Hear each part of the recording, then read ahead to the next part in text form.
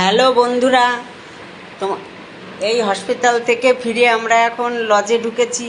ঢুকে যে পালং শাক কিনে নিয়ে এসেছি তোমাদের দেখালাম, সেই পালং শাক তোমাদের দাদাভাই এখন এক একটা করে খুঁটে আমাকে কেটে দেবে। আমি সেটাকে ধুয়ে পরিষ্কার করে খিচুড়ি রান্না করব, তার ভিতরে দেব। হ্যাঁ হ্যাঁ, খিচুড়ির পালং শাক কেমন লাগে খেয়ে তোমাদের পরে বলবো। আর খিচুড়ির সঙ্গে হবে বেগুন ভাজা আর ডিম ভাজা।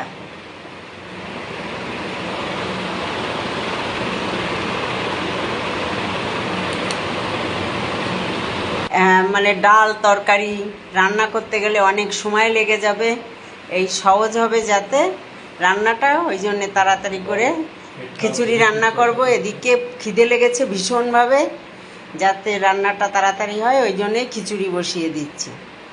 আর এইখানে আসার পরে একদিনও আমাদের শাক খাওয়া হয়নি, ওই জন্যই আজকে এই শাক কিনে নিয়ে আসলাম। শাকটা যাতে একসঙ্গে ভাতের সঙ্গে রান্না হয়ে যায়। এখন জিরে, সাদা জিরে আর শুকনো লঙ্কা ফোড়ন দিয়ে ওটা দেবেন।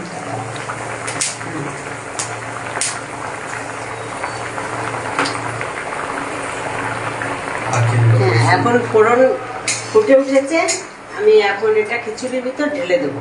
আর সব খিচুড়ির ভিতর দেওয়া কমপ্লিট।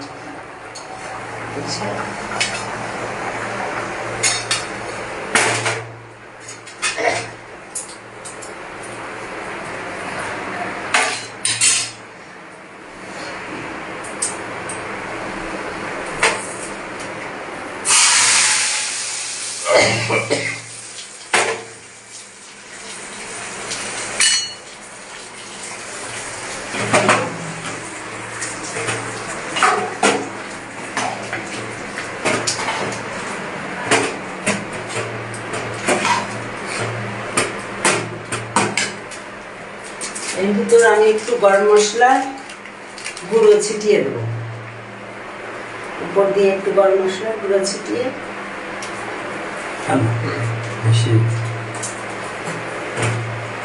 এটাকে নামিয়ে নেব। হয়ে গেছে।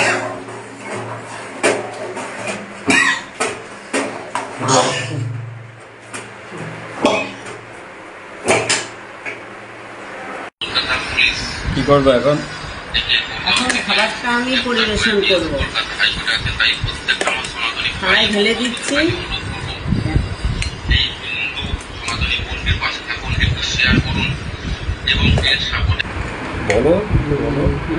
এখন বেগুন ভাজা দিয়ে দিলাম।